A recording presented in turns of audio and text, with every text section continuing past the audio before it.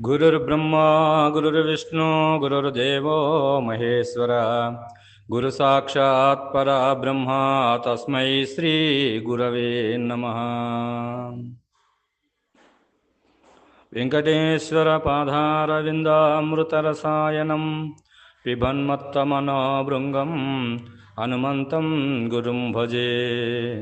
श्रीराजयोगी प्रियशिष्यम् अमलानन्ददीक्षितं पंडरीनाथयोगेन्द्रं सद्गुरो ते नमो नमः। अस्मद्गुरुसमारम्भां कृष्णसान्धीपमध्यमां श्रीमहाविष्णुपर्यन्तां वन्दे गुरुपरम्पराम्। శ్రీ భూమానంద హనుమంత దేశికేంద్ర ప్రభువరులచే రచయింపబడిన పరతత్వ ప్రకాశక కందార్థ ధరువులలో మొదటి కందార్థమును మనము గురుమూర్తి కరుణచే మననము చేసుకుంటున్నాము.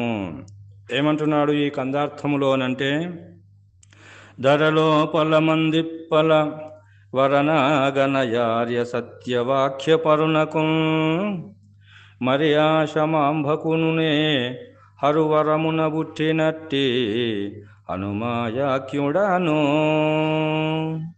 సాధు సజ్జన ఆశ్రితుడను అరయాగా వెంకటేశవధూత కృపచేత పరిపూర్ణ బోధనే బడసి ధన్యుడనైతే హనుమాయాక్యుడను సాధు సజ్జన ఆశ్రితుడను అని అంటున్నాడు. ఈ కందార్థములో తన వంశావళి, తన యొక్క జన్మ వృత్తాంతమును గురించి, తన యొక్క గురువు గురించి ఈ కందార్థములో తెలియజేసుకుంటున్నాడు.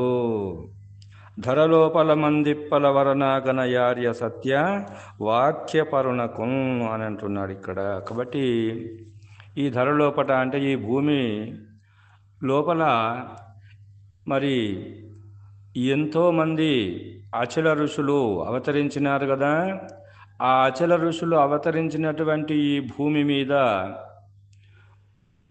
మరి 100,000,000కి ఒకరో ఇద్దరో వచ్చి లోక కళ్యాణార్థమై తన యొక్క గురు ప్రబోధను మరి ప్రచారము చేసి అందరికీ కూడా జన్మరాహిత్య స్థితిని కలిగించి మరి అవనిలో అవతరించిపోయినటువంటి వారలలో శ్రీధర శివరామ దీక్షితుల నుండి మొదలుకొంటే శ్రీ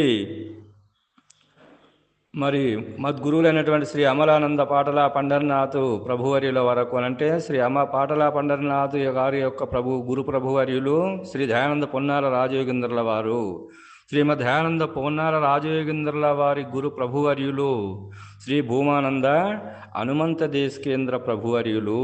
ఈ భూమానంద హనుమంత దేశికేంద్ర ప్రభువర్యులు మరి ఈ యొక్క అవనిలో అవతరించి మరి శ్రీ సచ్చిదానంద వెంకటేశ్వర అవధూత స్వామి కృపచే భూమానందాను దీక్షిత నామము పొంది మరి ఎంతోమంది సశిష్యులను చేసి ప్రబోధని ప్రచారము చేసి లోక కళ్యాణమునకై అవతరించి వెళ్ళినటువంటి మహానుభావులలో శ్రీ భూమానంద హనుమంత దేశికేంద్రుల వారు ఒకరు. కాబట్టి మరి ఈ అవనిలో అవతరించినటువంటి శ్రీ భూమానంద హనుమంత దేశికేంద్రుల వర్యుల తండ్రి అయినటువంటి వరనాగయార్య సత్యవాక్య పరుణకున్ అంటున్నాడు ఇక్కడ. కాబట్టి వర అంటే శ్రేష్టమైనటువంటి నాగన్న ఆ సత్యమైనటువంటి సత్యవాక్య పరిపాలనలో మరి జన్మించినటువంటి మహానుభావుడు. అలాంటి ఆ సత్యవాక్య పరిపాలన కలిగినటువంటి ఆ వరనాగనయారి అనేటువంటి ఆ తండ్రి మరి ఆశమాంబ, ఆశమ్మ అంటే ఆశమ్మ, ఆంబ అంటే తల్లి. కాబట్టి ఆశమాంబ అనేటువంటి ఆ తల్లిదండ్రులు ఇద్దరు నాగయార్య ఆశమాంబ అనేటువంటి పుణ్య దంపతులకు ఈ పుణ్య దంపతులకు మందిప్పల అనేటువంటి యొక్క గ్రామము, అంటే మందిప్పల అనేటువంటిదే వారికి ఆ ఇంటి పేరు సార్థక నామమైంది. కాబట్టి ఈ మందిప్పల అనేటువంటి గ్రామం ఎక్కడ ఉంది అంటే మహబూబ్ నగర్ జిల్లాలో మక్తల్ తాలూకాలో మందిప్పల అనేటువంటి యొక్క గ్రామములో ఈ వరనాగయార్య ఆశమాంబ అనేటువంటి పుణ్య దంపతులకు మరి ఇక్కడ అరువరమున బుట్టినట్టి అంటున్నాడు. అరువరమున, అరు అంటే ఈశ్వరుడు. ఆ యొక్క ఈశ్వరుని యొక్క అనుగ్రహము వలన మరి శివభక్తులు కాబట్టి వాళ్ళు ఇక్కడ నాగన్న ఆశమాంబ అనేటువంటి వాళ్ళిద్దరు కూడా ఆ యొక్క ఈశ్వర స్వరూపమునకు భక్తులు కాబట్టి అలాంటి ఈశ్వరుని అనుగ్రహము వలన పుట్టినటువంటి వాడను నేను అని చెప్పుకుంటున్నాడు ఇక్కడ. కాబట్టి ఆ నాగన్న ఆశమాంబ అనేటువంటి వాళ్ళిద్దరు కూడా ఈశ్వర అనుగ్రహం పొందినటువంటి వారలకు నేను మరి అతని అనుగ్రహం వలననే నేను జన్మించినాను. ఎక్కడ అంటే మందిప్పల. అందుకొరకే మందిప్పల అనేదే వారికి ఇంటి పేరు సార్థక నామమైంది. కాబట్టి కొంతమందికి పేర్లు అప్పుడు పొన్నాల రాజయోగేంద్రుల వారు అని అంటే పొన్నాల అనేటువంటిది ఒక గ్రామములో పుట్టినటువంటి మహానుభావుడు. కాబట్టి పొన్నాల అనేటువంటిదే మరి ఇంటి పేరు అనేటువంటిది సార్థక నామమైంది. కాబట్టి ఆ విధంగానే ఇక్కడ ఆ మందిప్పల అనేటువంటి గ్రామములో పుట్టినాడు కాబట్టి మందిప్పల అనేటువంటిది ఇంటి పేరు అనేటువంటి వంశము అతనికి సార్థక నామమైంది. కాబట్టి అలాంటి మరి వరమున పుట్టినట్టే అనుమయాక్షుడను ఆ ఈశ్వర అనుగ్రహం వలన మరి నాగన్న ఆశమాంబకు అనేటువంటి పుణ్య దంపతులకు జన్మించినటువంటి నా నామధేయము హనుమంతయ్య అనుమయాక్షుడను అనేటువంటి ఒక పేరుతో ఈ భువిలో పిలువబడినాను అని చెప్తున్నాడు. కాబట్టి అలాంటి మరి హనుమయాక్షుడు అనేటువంటి మహానుభావుడు మరి సాధు సజ్జన ఆశ్రితుడను. కాబట్టి ఆ బాల్యం నుండే మరి సాధు సత్పురుషులు అనేటువంటి మరి ఎంతోమంది గురువులను ఆశ్రయించి మరి నేను వారిని ఆశ్రయించినాను. సాధు సత్పురుషులైనటువంటి పుంగవులను నేను ఎంతోమంది ఆధ్యాత్మిక గురువులను ఆశ్రయించినాను. కాబట్టి అలాంటి మరి ఎంతోమంది గురువులను ఆశ్రయించి నేను మరి ఆశ్రయించినటువంటి నా యొక్క సంకల్పం ఏదైతే ఉన్నదో మరి ఏ సంకల్పం అయితే నాకు వచ్చిందో ఆ సంకల్పము నేను గురుమూర్తిని నేను వెనుకలాడుతుండగా నాకు మరి దర్శనమైనటువంటి మహానుభావుడే శ్రీ సచ్చిదానంద వెంకటేశ్వర అవధూత స్వామి. పూర్వజన్మ సుకృత ఫల విశేషము వలన అతని యొక్క కృపకు నేను పాత్రుడనైనాను.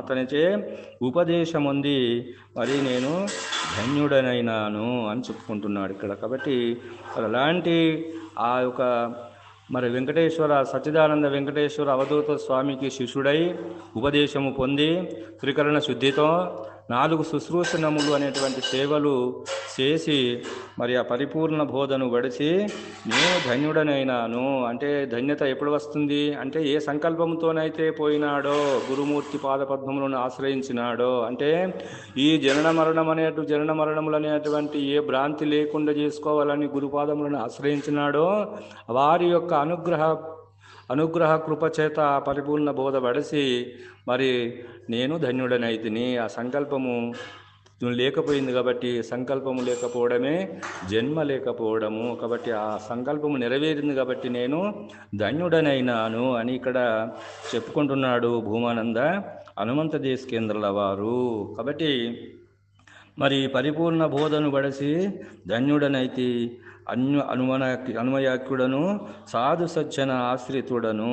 కాబట్టి అలాంటి సచ్చిదానంద వెంకటేశ్వర అవధూత స్వామి కృపచే అతనికి దాసుడనై ఉపదేశము పొంది త్రికరణ శుద్ధి ప్రవర్తనతో 4 శుశ్రూషణములు ఆచరించి పరిపూర్ణ బోధను వడసి ధన్యుడనైనాను. కాబట్టి ఈ బోధ శ్రీ శివరామ దీక్షితుల వారు చెప్పినటువంటి ద్వాదశి షోడశి అనేటువంటి యొక్క మంత్రములను మంత్రార్థము మంత్రరహస్యము మంత్రార్థము మరి రాహిత్యము అనేటువంటిది నేను గురుమూర్తి కృపచే మరి ఎరిగి మరి శివరామ దీక్షితులు బలపరిచినటువంటి సిద్ధాంతం ఏదైతే ఉన్నదో పరిపూర్ణ బోధను మరి ఆ పరిపూర్ణ బోధను మరి వారికి తగినట్లుగా ఎవరెవరి అభిప్రాయముతో తనని ఆశ్రయించినారో వారి వారి దగ్గట్లు శివరామ దీక్షితులు బోధ చెప్పుమని అన్నాడు కదా. వినువారికి తగినట్లుగా మరి బోధ చెప్పుమని భాగవత కృష్ణ ప్రభువర్యులు అన్నాడు కదా. మరి ఆ విధముగానే ఇక్కడ వారి యొక్క శివరామ దీక్షితులు భాగవత కృష్ణ ప్రభువుల యొక్క సిద్ధాంతాన్ని మరి ఇక్కడ వారి వారికి తగినట్లుగా ఈ పరిపూర్ణ బోధను మరి ఇక్కడ మరి అందించి లోక కళ్యాణము కొరకై మరి ఆ విధంగానే శ్రీ దయానంద పొన్నాల రాజయోగేంద్రుల గారి శ్రీ దయానంద పొన్నాల రాజయోగేంద్రుల మహాప్రభులకు ఉపదేశించి మరి ఉపదేశ గురువై సద్గురుమూర్తిగా నిజదేశకేంద్రుల వారిగా నిజదేశకేంద్ర ప్రభు సార్వభౌములుగా వారు మరి ఈ లోకములో మరి పూజింపబడినారు, సేవింపబడినారు, ఆరాధింపబడినారు. మరి వారి వాళ్ళ శిష్యులలో శిష్య ప్రశిష్యులలో కూడా శ్రీ దయానంద పొన్నాల రాజయోగేంద్రుల వారు ఎంతోమంది సశిష్యులను తయారు ఉపవిటములుగా మరి ఎంతోమందిని తీర్చిదిద్ది లోక కళ్యాణం కొరకు వారు కూడా పూజింపబడినారు, సేవింపబడినారు. కాబట్టి అలాంటి ఈ పరిపూర్ణ బోధన ఈ కందార్థముల ద్వారా సందేహము, సందేశము, సందేహ నివృత్తి అనేటువంటిది మరి తానే సభికుల యొక్క హృదయాన్ని తెలుసుకొని ప్రశ్నిస్తూ జవాబు చెప్తూ ఈ కందార్థముల యొక్క సారము 21 కందార్థములలో మరి శివరామ దీక్షిత సిద్ధాంతం అనేటువంటి పరిపూర్ణ బోధనంతా కూడా ఇమిడ్చి ఉన్నారు అని తెలియజేస్తూ ఇంతటితో ఈ కందార్థ భావాన్ని ముగిస్తున్నాను. జై బలో సద్గురు ప్రభు మహారాజుకు జై. సర్వం సద్గురార్పణం.